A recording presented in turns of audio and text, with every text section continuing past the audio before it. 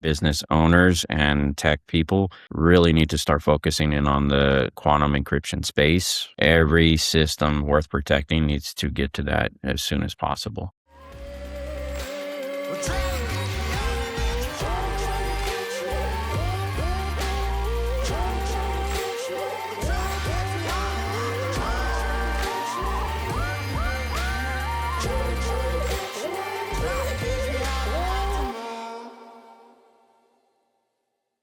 All right, you also welcome back for another episode. Today, you better get your brain ready because we're going to be talking about tech, science, coding, and yes, the world of entrepreneurship where it all engages. So today's guest is a seasoned enterprise technology leader with more than 3 decades of experience helping organizations design and scale complex systems that support business transformation.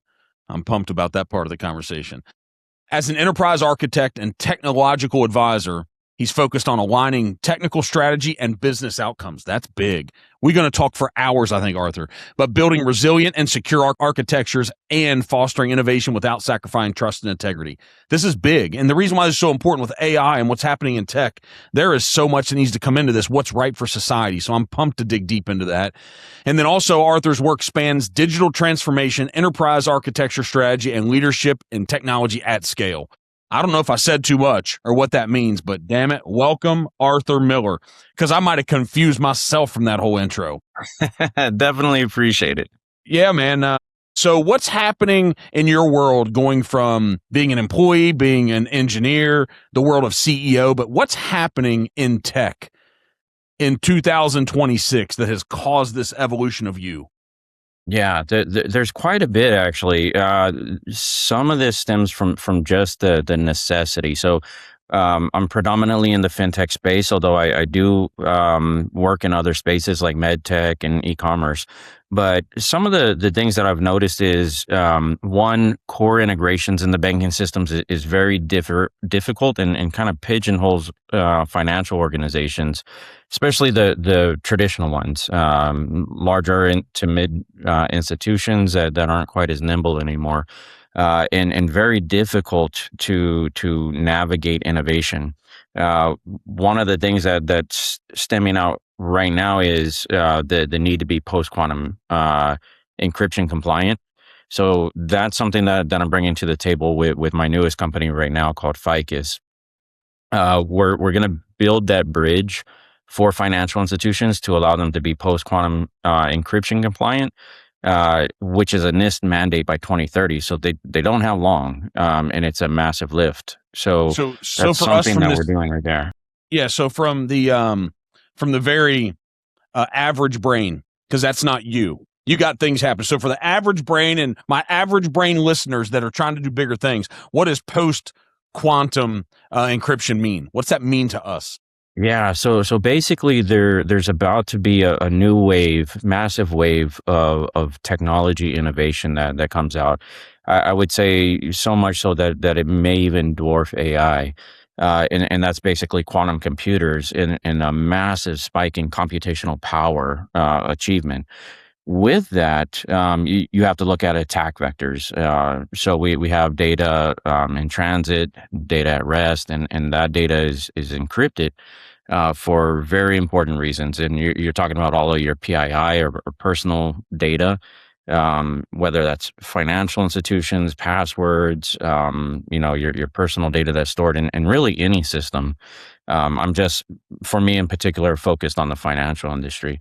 But anyway, the amount of computational power that's going to be available soon and pretty much is starting to be now, dwarfs traditional computing. And with that, we can start to crack passwords and encryption layers much, much faster. So what may take, 1,000 years to crack right now, tomorrow may take 15 minutes.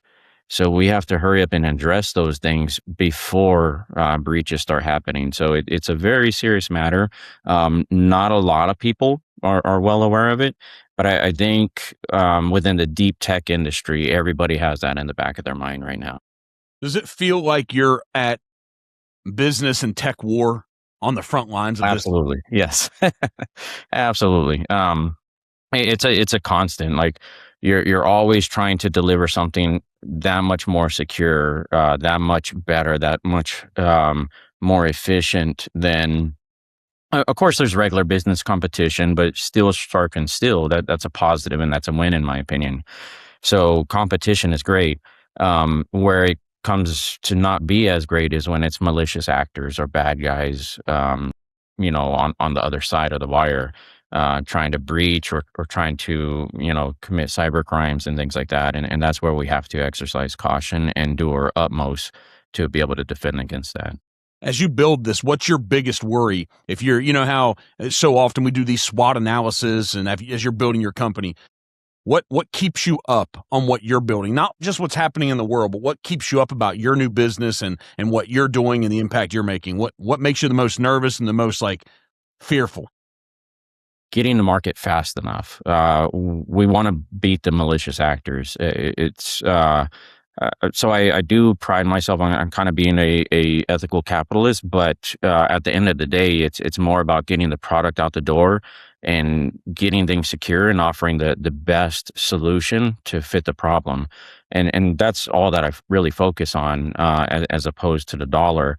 So that's what it's all about. And if malicious actors can beat me to the punch, well, then we failed, and nobody likes to fail, right? Like I definitely don't. So that's the biggest driver right now. Yeah. So were you in the world of when PayPal evolved, and were you in the Yes. midst of all this? Were you? Okay. I was one of the enterprise architects on Zelle, so that was a competitor for the most part. Yeah. Yeah. The how much time did you spend doing that?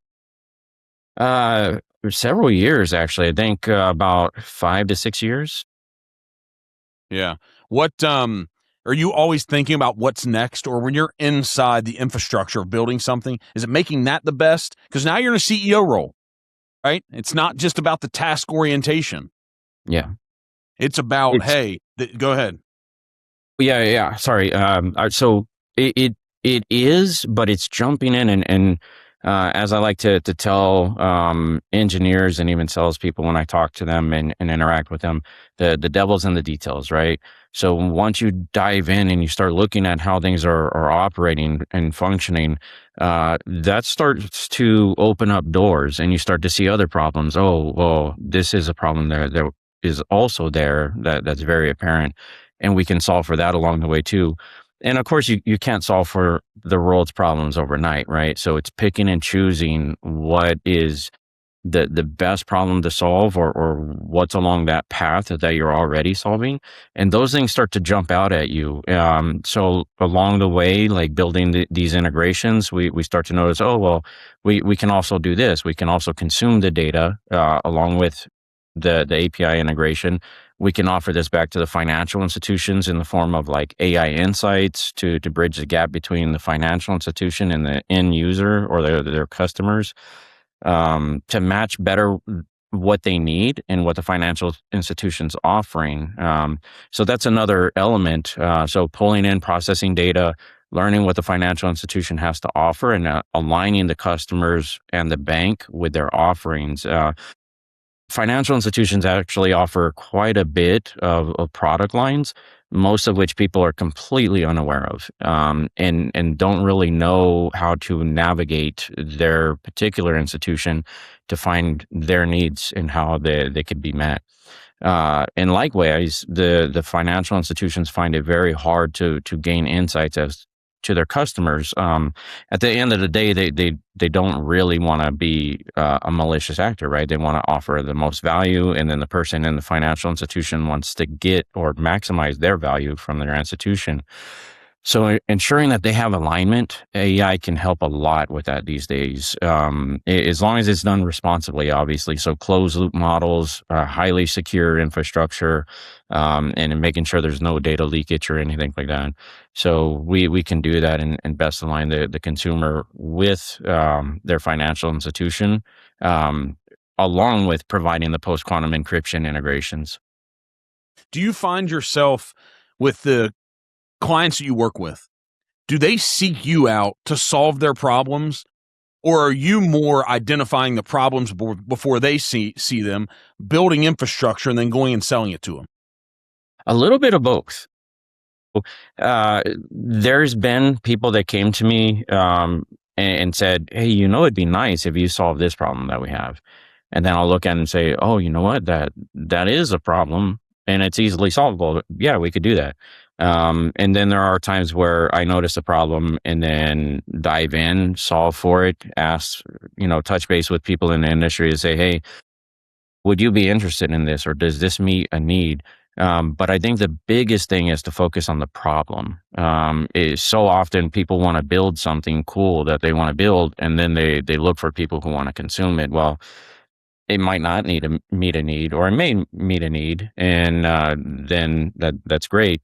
But focusing on the problems and solving for those, I think, is a smoother transition and plays a more important part in our society, because problems are all over the place and they're looking to be solved, right? And so it's a natural way to meet a need and solve for that. Is that we're talking? We talked a little bit before we hit the record, but is that really the origin of first principles thinking? Is it cutting out all the minutia, all the noise, and just going straight to the basics of the origin of the problem and solving that? Absolutely, absolutely, yes. I personally like to focus on one problem and approach that.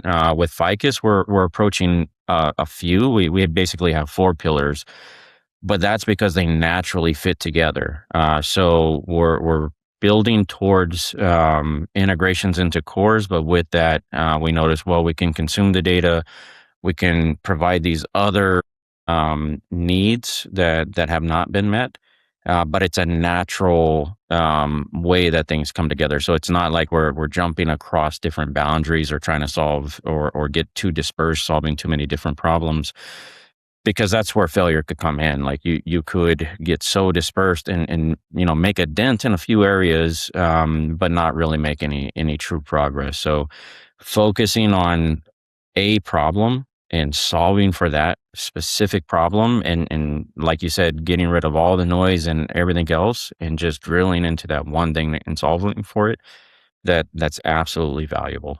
Yeah, and just do that time after time. Solve that problem, move on to the next one immediately. Move on to the Absolutely. next one, right? And instead of worrying about 10 big problems, you'll actually accomplish those 10 big problems individually way faster. Yes, and I've seen it so many times, especially with digital transformations.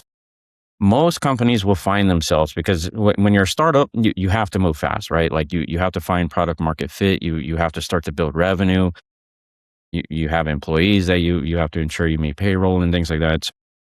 Moving fast is important, along with solving the problem. But you can kind of build yourself into a corner where eventually you can't scale. So you build for speed and not necessarily for sustainability and for scalability.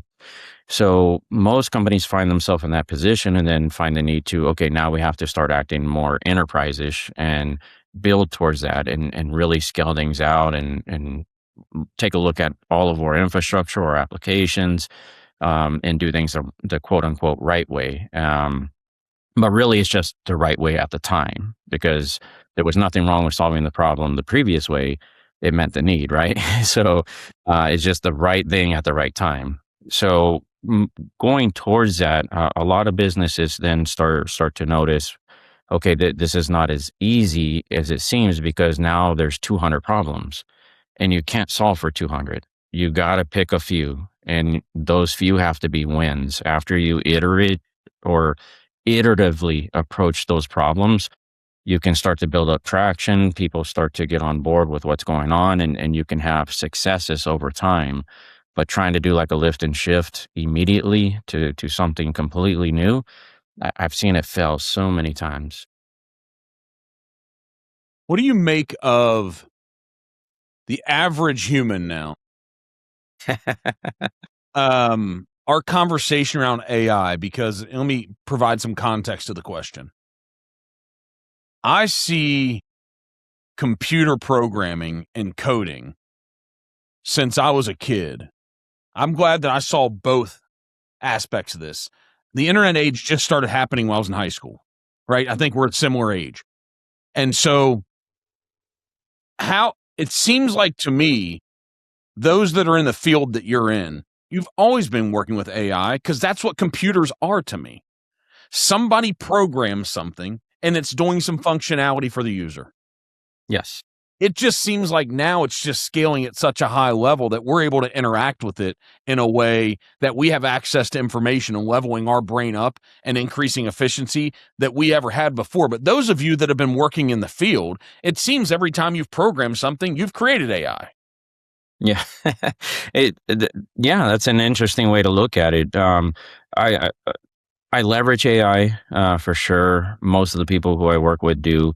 It's a bittersweet at times. I think there's an aspect of it that um, people look at it as one of two things, or really one of three ways. Either they're against it, and it's harming humanity. People look at it as it's the end all be all, like it could do anything. And so there's a bit of that in the industry that I can see right now.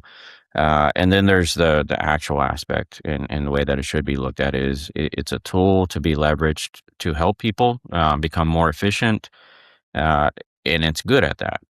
But it's not a replacement. It does help, but it's dangerous if you rely on it. So if you want it to write, a Shakespeare play, you're gonna read it and be heavily disappointed at what it comes up with, because things will get weird. So there's hallucinations, and it will improve over time for sure.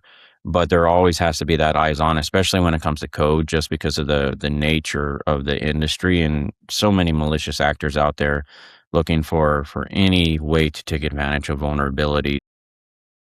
So it's great. It's a good tool. It can make us more productive, but it's it really comes down to not everybody's an author, but most people know how to read.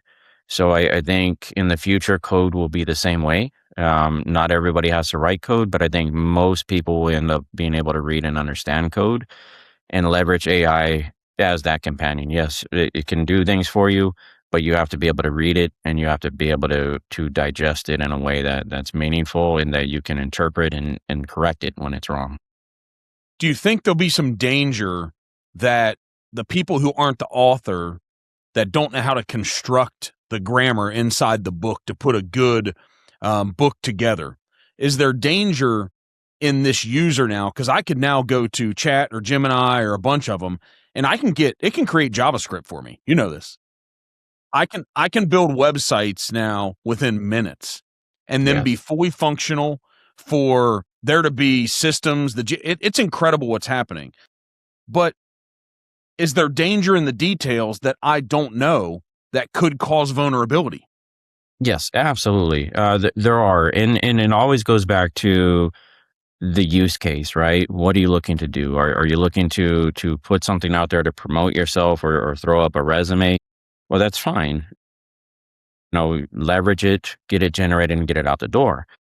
But when it comes to something like things that are for the medical industry or financial institutions, things that need to be SOC 2, PCI compliant, HIPAA compliant, yes, there does become a danger there. And it still can be leveraged, but there has to be guardrails in place. So we have a lot of the tools at our disposal nowadays, like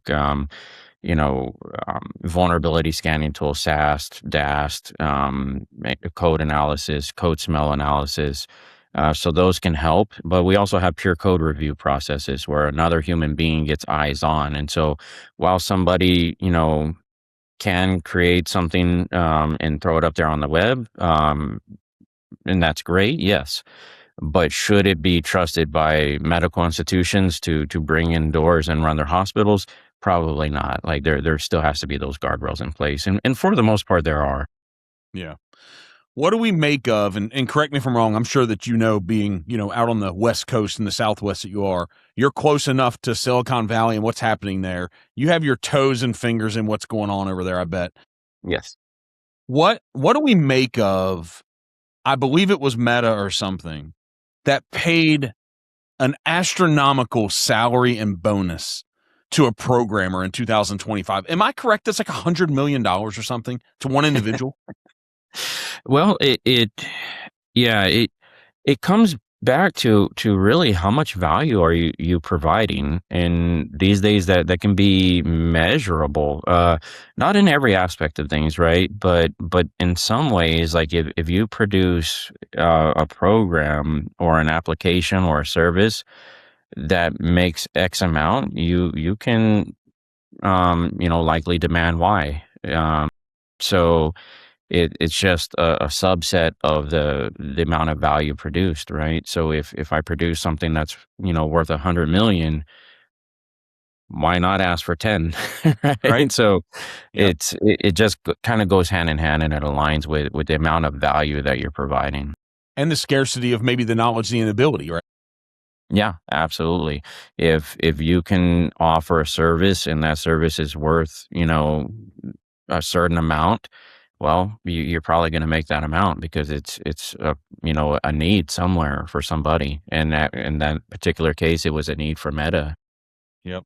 Um, what in your business? I'm not saying you have that $10 million role. Yeah, However, hey, listen, but if what in your business though? What's the biggest problem right now that you're working on solving? Obviously, you're not going to talk about, all the critical things that are valuable behind the scenes, but what's the big problem that if you found someone right now that could solve it, they would be highly valuable to you? I think stable quantum computing. That's just such a game changer. I mean, we're talking about being able to process data, across the entire stock market. We're looking at processing images in X-rays across, an entire hospital to look for things that are wrong, to be able to detect things like cancer at the earliest possible stages. And while we're getting better and better at that, I think quantum computing is that game changer where it just provides us that much more computational power that is no longer fitting into Moore's law. Like it's just an exponential increase overall. So are we just talking about the processing speed of a chip that now we've gotten to a place where that's not getting it done anymore? What's the next chip that's not a chip? Exactly. Like with our current chips, we run into the general, just the laws of physics, right? There's only so many transistors you can fit into a given space before you have to break the laws of physics in order to do it, which is not going to happen. So with quantum computing, we can push well past that barrier, and it's really like a limitless amount of, in theory, a limitless amount of quantum computing. I remember when quantum states and computation was just a theory, and that was when I was in college, right? In physics classes.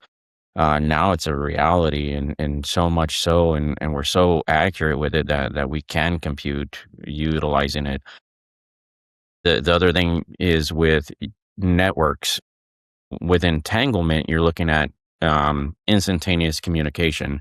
So, going from here to Mars and being able to use a quantum network to communicate instantaneously back and forth is just mind blowing. Like the data takes a long time to reach that far, even as of right now. But if we can start to build out those quantum networks, it's massive, massive problem solved in the delay of communication. Is this like beam me up Scotty in the physical form? Absolutely, it is. But I now teletransportation. I think that's a completely different problem. I don't know if that's solvable. Right. But it's That the goes a little metaphor for bit what you're beyond me, talking yeah. about. But Right. in But terms of it's all communication, yeah. It's almost as if having the thought or the input here on Earth, and as I'm inputting it, it's already there. yes, absolutely. So what's happened in quantum computing when you it was a theory?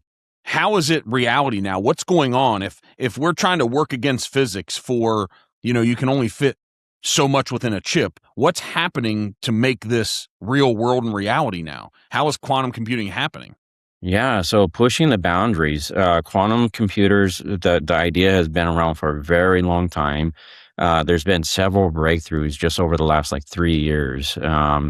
And all of the major FANG companies and everybody that you would think of along those lines, Microsoft, Amazon, uh, Oracle, IBM, they all have pretty solid quantum computers now. And there's new companies emerging like D-Wave who are building them out as well. And they're getting one of the problems that they're facing is just stability. Like, how well can you trust it? There's a lot of instability in trying to read particles. So they have to be cold to near 0 Kelvin, very cold temperatures, like beyond freezing. So, and that's hard to do as well. It requires, a lot of power also. So, but efficiency's increasing, stability's increasing, and there's been a ton of breakthroughs recently, and it just continues to get better and better. So, along with, how things tend to happen is it will become less expensive, it'll get better, it'll become more stable, and pretty soon it'll just be a household word where everybody will know about it. Is this what's behind the surge of data centers across the country? Not currently, but they are starting to. A lot of companies are starting to leverage quantum computers and trying to figure out how they can run computational loads on them. So, not quite completely there to market, but it's getting very, very close. So I would say probably this year it'll be there. So when you say the unlock could be somebody figuring out the stability of quantum computing, Yes, when absolutely. someone figures it out, what's going to happen? So when this person, it's going to be might not be a billion idea, might be $1 trillion idea, Mm, right? yeah. When that person that's within a keyboard or engaging with all the technology, what are they gonna figure out? So to us, to layman's terms, on stability of calculations in quantum computing, what's that look like? How can we visualize what stabilizing that looks like? Being able to, like we do today, it's pretty clear. Like we have bits. In quantum computing, you have qubits.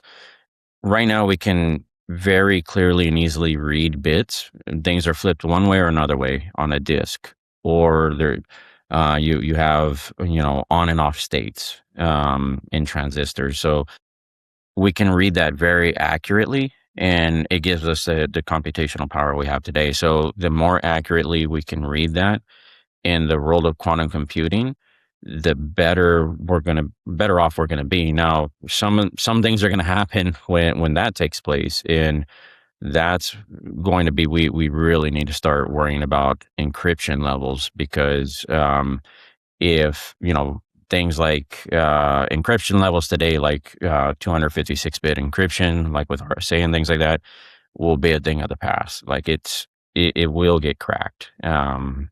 Like and you can't say exactly what time right now because we would have to look at that, we'd have to calculate it out, we'd have to run tests, but it gets to a scary area where the world is going to have to change very quickly. What do you think the time horizon for this is? What do you think?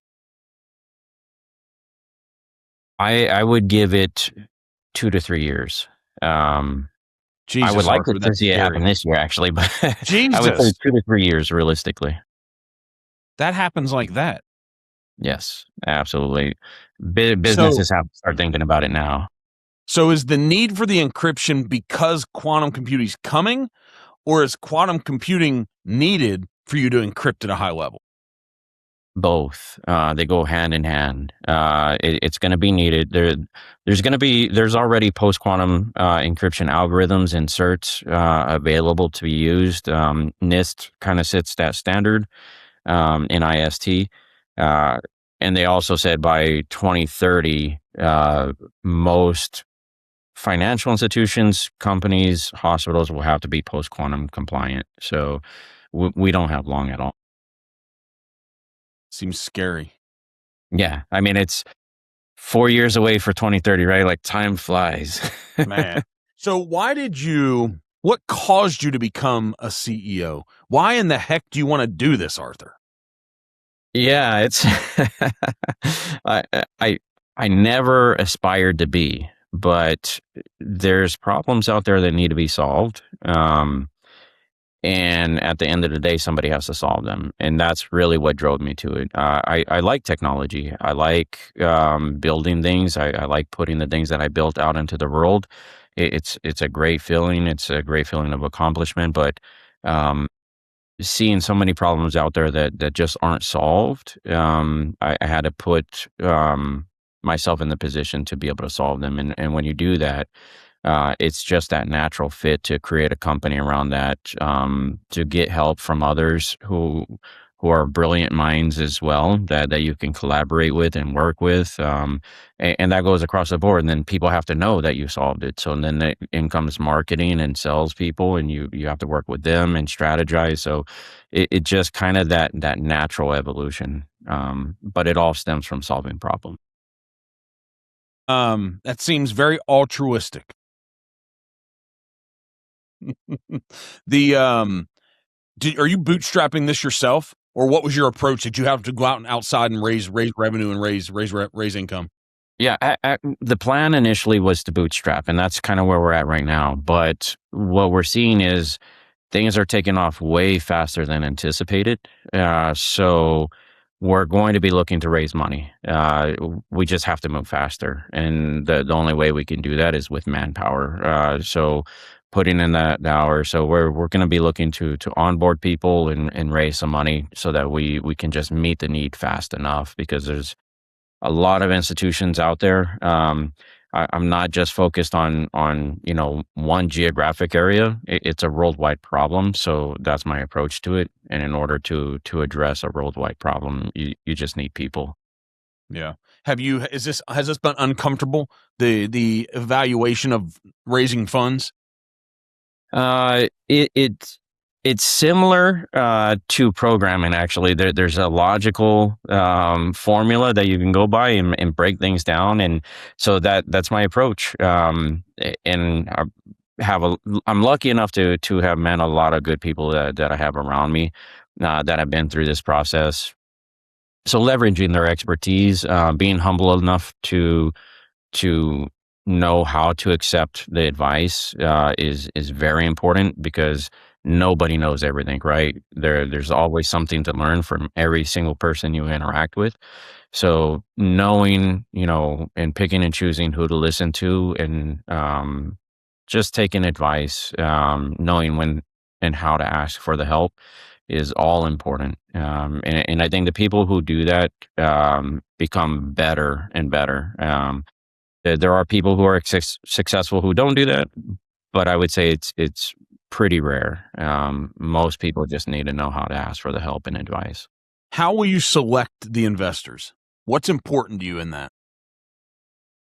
That's a good question. I think having industry insight is very important. Money is a necessity. It's a necessary tool, but there are other necessary tools as well. The mindsets, looking to actually be passionate about solving problems and to get things out the door, and knowing where to help and where not to help, or where not to interject yourself and where to.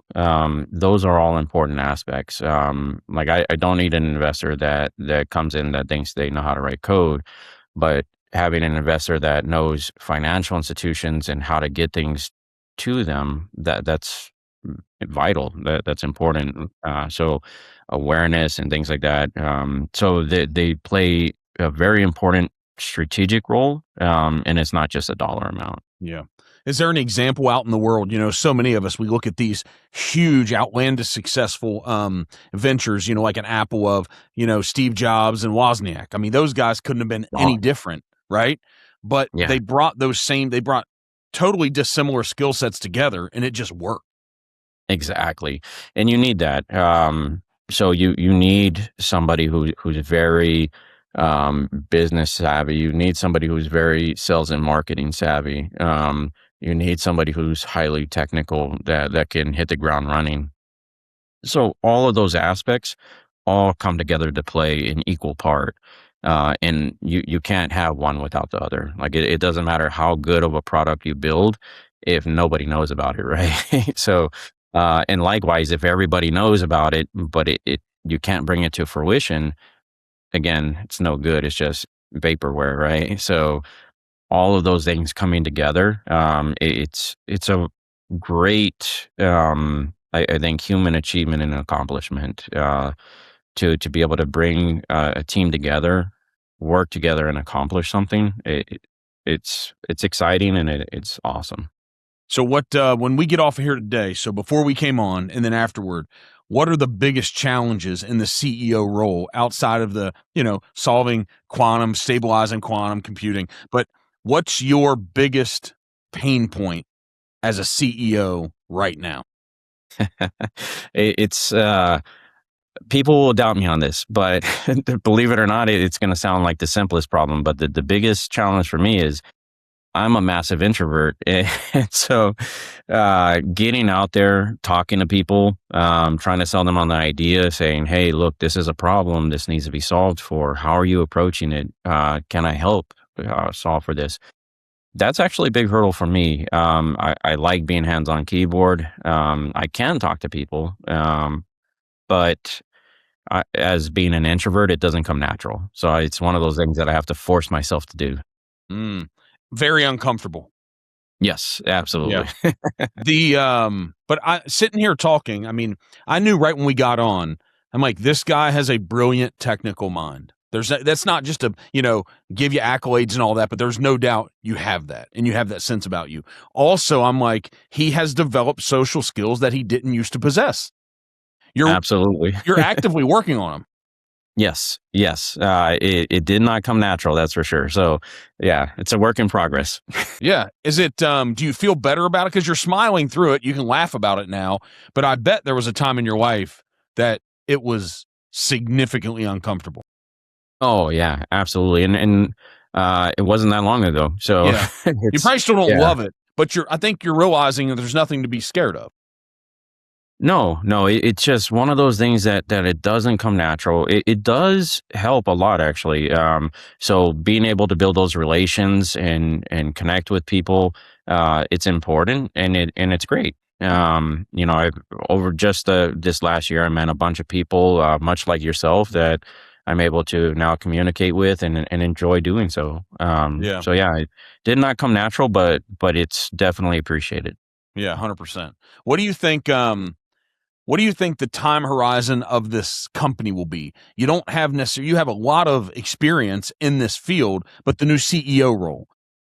Do you think about it? Does it matter? Does it matter if you get to the end of the road and it's like, well, I've given everything I've had. I've given this thing a decade. We didn't really fulfill it the way I saw it. But does that matter, or is it just important to work on the thing every day? No, it's important to solve for the problem. My role, my title, like I never really cared about that, to be honest. It's not something I ever strived for achieving, even as enterprise architect or senior developer or team. It's nothing I ever really tried for. Things just kind of naturally happened over time. Really, it's for me, it's just about solving the problem and getting the solution out the door, into the hands of the people who you're solving the problem for. That's all that really matters to me. Do you think that because I don't know if Zelle started with the name Zelle. I'm assuming maybe it didn't, but PayPal didn't start as PayPal, I don't think. Right? No, no, it didn't. Yeah. Right? Do you Right. think that what you're building now, will it always maintain its same form, or could it evolve to a standalone system separate from being for lending institutions in their space? Yeah, I would love to see it evolve. Right now, I'm creating it for the financial institutions themselves, but I would love to see it evolve into something more. I would love to add more and more features onto it as time goes, and eventually, maybe even evolve it into a banking core system itself. Yeah, that would be wonderful to see. I would love to work on something like that. Right now, the industry is kind of all disparate. They're trying to bring things together. Cryptocurrency is another major disruptor. That's huge value. Let's go there a little Um, bit as you finish yeah. this statement. After let's go there. Okay. Yeah. So that's another thing that financial institutions are actively trying to figure out and bring in solutions for. So being able to offer, that modular yet complete system that has all of those things, and today's modern era that a financial institution is looking for, it'd be great to offer and solve for. So I think over time there is room to evolve to that. What do you think right now? Is it all about encryption going forward, or do you think there's a better platform that even you, the user, would want? Because I can pull up any of my banking apps, whether I go onto a desktop the old way, go onto my new iPhone 17. Is there something different right now that Arthur wishes he had access to in the financial space? Or is it all about really encryption? It's improved to the level that consumers are expecting now, or is there something more? No, I think there's a tremendous amount of improvement still. So I think we'll get to the point where things become more interactive. I think wearables are going to approach that, even to the point where contact lenses will carry data, and we'll have more of that VR experience. Glasses as well. Google made massive headways a little bit ahead of their time, but that's coming back as well now. So I think we'll see more of that in the near future as computational power increases, form factor decreases. So there's a ton that will still be done. I think with the evolution of AI and quantum computing together, will solve for things that we can't even imagine right now. But I'm actively looking for that and trying to figure those things out. Like where do the problems actually lie? What can I solve for today? And how do we bridge the gap to tomorrow? Do you think it'll be something like, because the Meta 2 Ray Bans came out, right? So Mhm. Yeah. that they're just going to continue evolving right on this. But can you imagine a time, let's say, where I just think about, I want to transfer $1,000 from this account to that account, and it happens? Yes. I think there is an approach to that. We see Elon with Neuralink making some strides there. That'll continue to evolve, along with computer brain interfaces, and how we read brain waves and are able to make sense of them. Uh, there are, I think, strong possibilities of going towards that. Absolutely. If not with voice, then with dot itself for sure. I think we're a little ways, but again, with the massive spike in computational power and the reduction in form factor, we're going to be able to do a lot in the near future that people did not think was feasible. Yeah. I mean, the way that I know that you don't have to have faith in that's an honest truth is just look back a decade ago compared to what we're interacting with today. Yeah. Yeah. It's crazy. And Absolutely. what's Yeah. happened since we were in high school in the past 30 years. This whole new world has evolved in 30 years. Exactly. Yeah. Wild. Yeah. I mean, I remember, Amiga computers and Apple IIe's and massive form factors, barely any computational power, but it seemed amazing back then. And then to look at what we have today, I mean, that evolution is a very short time. Most of the people who invented the programming languages that we use today are still very much here with us, right? Like it hasn't been very long. Yeah. So it's over a very short time, and I think that time frame will shrink, and the evolution of technology will increase. So is the solve just processing speed and then how to harness that data? Is that it? I think that's a large percent, but I think we're going to see things that we haven't seen in the past, and they'll come in different form factors. We all know that Tesla is going the robotics route, and that's going to be a major you know form introduced into society that now computers will help you physically, right? And we'll be interacting with them in the real world. Waymo has made massive strides in driverless cars, so that's going to be another thing that we're going to see more and more of, and probably see it take over the rural roads. And across companies, right? Not just that company, but there'll be many because there'll be room for competition, and it I think we'll see a reduction in the death toll for automobiles, which is wonderful. Nobody wants to lose a loved one to that. So I think it'll be a great thing. I take definitely more of the optimistic approach. There are downsides for sure. You can't ignore that, but I definitely have a much more optimistic view. How do you approach significant change, you think, in the past as an employee, but now as a CEO? For example, over the past week, I saw it came out that Elon said that SpaceX's focus is going to change from going to Mars to going to the moon. That just Hmm. came out in the past few days. And Yeah. he articulated why. He said we can do this in a very short time frame and build out cities, sustainable cities on the moon versus the extended time frame it'll take for Mars. He said we're not losing that as a goal. He said, but we know that this is achievable right now for the moon. That's a huge marketing purposeful change for one of the most impactful companies in the world. Absolutely. Yeah. How would you handle, or do you currently handle, or envision you handling something that significant of a change inside the company you're running?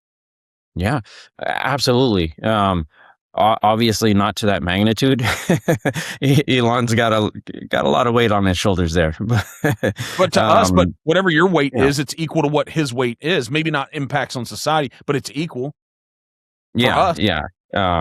Absolutely. So, yeah, I was just talking with my really good co-founder, Mark, and we made a decision last night to go with some things instead of a complete distributed system.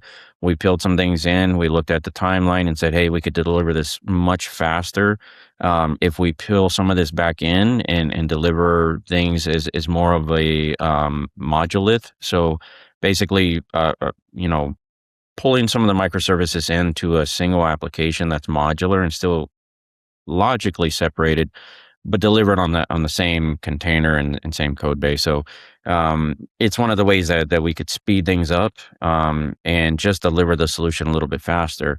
Now we know that's tech debt. We're making that decision deliberately in order to deliver faster and get the service out to the customer faster and get this in their hands. And we know later we're going to have to split this back out again in order to make it, more scalable and appropriate. Um, but that's a decision that's made. Similar. So he's now peeling back away from Mars, saying, "Hey, we can do the same stuff, but we could do it, in a closer timeline and get things working there, and then approach that after proving success." So similar thing, much smaller scale. Yeah, right. But I mean, listen, time horizon of products to market is real because you take too long, you'll be irrelevant. Absolutely. Yeah, time to market is a necessity. Like the problem has to be solved, and if you don't solve it, somebody else may, or they may just go on to something else, and it may become, just a problem that's accepted, and people move on from it. Yeah, becomes irrelevant at that point. So what about crypto? Cryptos, it's staying a big part of the world today. I think long term, it's just going to become more and more stable. It's going to get utilized more and more. Uh, there's people, the adoption, I think, is not as quick as most people anticipated, but the adoption is still there. It's still increasing. And I don't think it's going away. There are some things that are going to have to change. There's problems there that have to get solved for as well. For sure. There's a natural problem there, going back to quantum computers and being able to crack things. So there's a natural problem there that needs to get addressed. But I think it will. I think somebody's going to solve for that, and it'll just increase in its use and popularity for sure. Do you think the current form of these brands that we know, do they become irrelevant because they take too long and they're skipped over? Yes, absolutely. Yeah, I think the natural thing, like most things happen, right? You're going to end up with major players in the space. They'll end up acquiring some of the smaller players, but there's always going to be those companies that emerge and say, "Hey, we solve this a completely different way." and they'll come up to speed. Just like, there was a time prior to Walmart, then there was Walmart, right? And that was massive. But then there was a time during that time, there was no Amazon. Well, this online bookstore came out of nowhere and now ships everything, right? Yep. Without So us going to think, without us going to the physical stores. yeah, exactly. So I think a similar thing will happen in the crypto space. There'll be the major players. There'll be some consolidation for sure, but then there'll be innovation and people that come out of left field and solve things a completely different way. And we'll have products that we can't even think of from today's perspective. Do you think the value of crypto is just a better form of exchange? Is that the true value of it? Or do you think it's bigger than that? Because my just average brain breaks it down to that. I'm like, what are we doing here? Right? Yeah, Yeah. we're assigning temporary value. This guy's willing to pay me more. We use this brand of Bitcoin. It halves from October till now. Nothing changed in the value of Bitcoin from October of last year to right now, and it halved what you could sell it for. And Yeah. it might go back up and down. So it's like, what's the real value of this? People want to argue about, but I'm like, isn't it just about exchange? That's really what it is. How you determine value and what you're exchanging for value, right? So, and the reason why it's volatile is because we're comparing it against the U.S. dollar, right? And that's the volatility, because we're doing that comparison. But at the end of the day, you're gonna agree, hey, I'll sell you this much, or I'll sell you this for this much Bitcoin. It's going to happen or not, right? Now, if you go back and compare it against a US dollar, well, that's going to fluctuate. The US dollar is fairly stable, but in comparing Bitcoin to it, it seems like Bitcoin's very volatile, right? But at the end of the day, again, it comes back to that value exchange and what people agree on. Yeah. And so it's fascinating to me that, Michael Saylor and all these people, there's these huge debates out there, but I'm like, how will there not be inflation in Bitcoin too? So when we get to this time horizon of 115 years and the final 21 millionth Bitcoin is done, it's been mined, and there's no more of Bitcoin. It'll be something else, but there's no more of that. Won't there be inflation in that? There will be if they create more. Yes. I mean, that's really in economies, that's what does it, right? Like Yeah. But the people are going to want introduction of more. more and Yeah, they're going to want more for their thing. Because if I can yeah, sell my thing and exchange my thing for more of something else, I'm going to. absolutely. Yep. Okay. So does Bitcoin at our 20, we're not going to be around here when it's final. When it's me and you aren't going to be alive when it finishes. Do you think it's going to be a different way of exchange, or do you think that's it? Like, is Bitcoin it? No, I think that'll continue to evolve as well. And I think that the way that we exchange currency is going to change.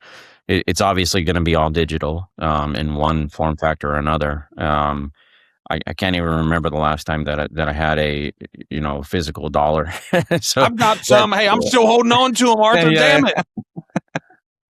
yeah. I mean, and yeah, that there are people who still do, and I'm surprised every time I see it. Like, oh yeah, I remember that.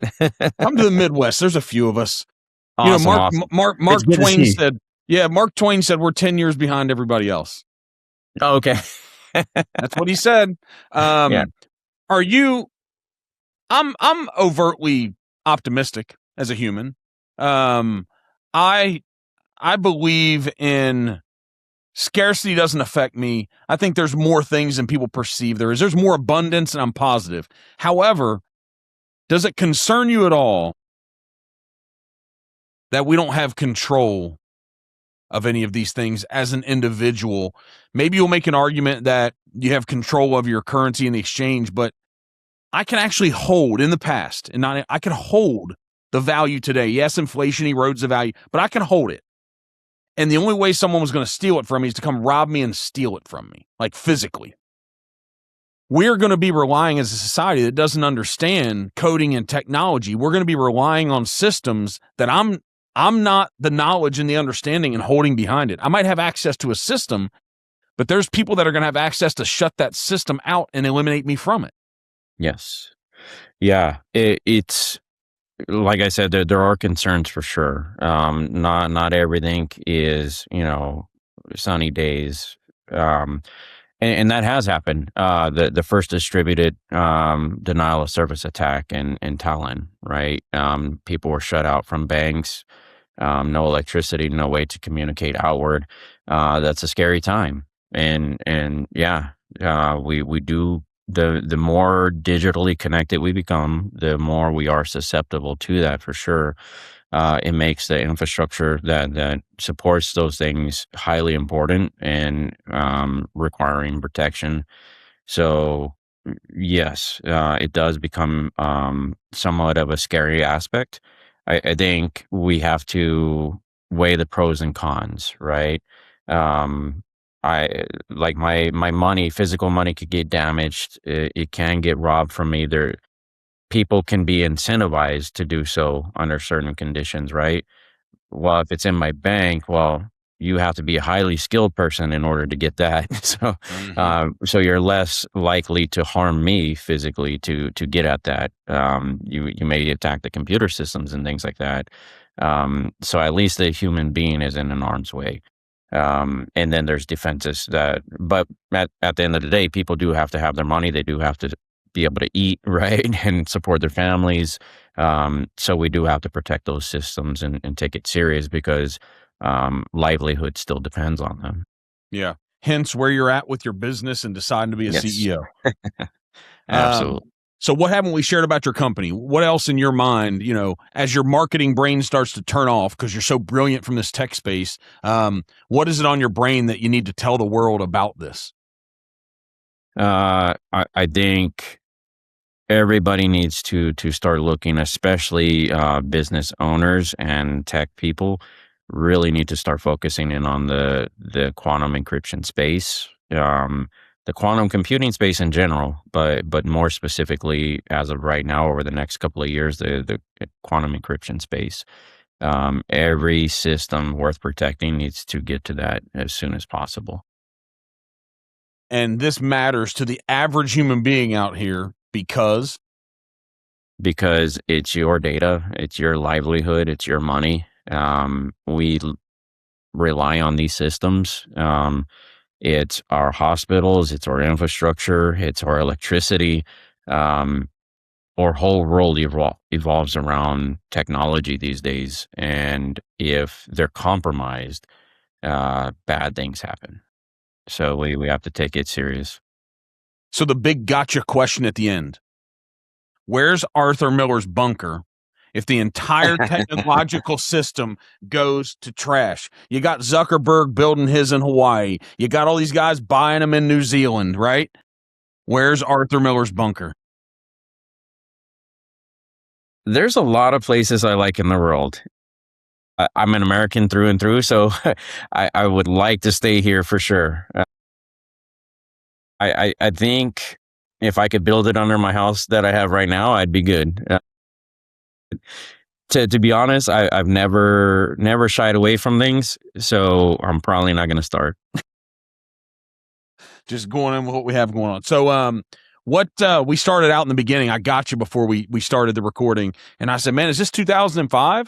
Right? Because Arthur Miller, who has the bigger brand right now until you turn this into the trillion-dollar company, wrote Death of a Salesman. So I said, "You've read the book. What correlation or analogy or metaphor would you have from that book to the current Arthur Miller of 2026 world?" Oh boy. Um, I think there's a certain amount of value and principles. Less so from the book. I think more so from the author's life. I think he personally was a pretty stand up person. He dealt with a lot of issues that's out now, like obviously in his personal life. Um, but he still was producing. He still smiled, still lived life, and moved on from that. So I think that's a majority. Like we all face hardships, we all have or issues. You could look at the biggest tech billionaires in the world, and um, everybody faces personal problems. Everybody faces adversities, including them. So just being able to show up and help people and move towards solving problems and offering value, I think that's a big one. And so that just always sticks with me. I see that in him in his personal life. I see that in myself, and I guess if anything, my one goal would be to become a, a successful enough business person that I eventually rank above him in Google searches. Means you're going to do big things. All right. Hopefully. So yeah. So as a tech entrepreneur now and CEO, you're in fintech. Do you fit the stereotype? Do you wear the same clothes every day? I don't, but at home I do. So I do show up to an office. I do show up in person to meet people and things like that. So I don't. But on the weekends, yeah, absolutely. Same color T-shirt, same pants. Yes. You fit the mold. And they make an Yes. argument that eliminates some decisions and choices so you can focus on life. Exactly. Yeah. And even my closet is laid out so that I grab the first thing, and then the next day I grab the next first thing and the next first thing. So yes, eliminating decisions so that you can focus on what's important. I, you might be able to tell, or maybe not. I don't comb my hair. It's just a waste of time. I'd rather get to work and get to solving problems. So True tech entrepreneur. absolutely. Yeah, man.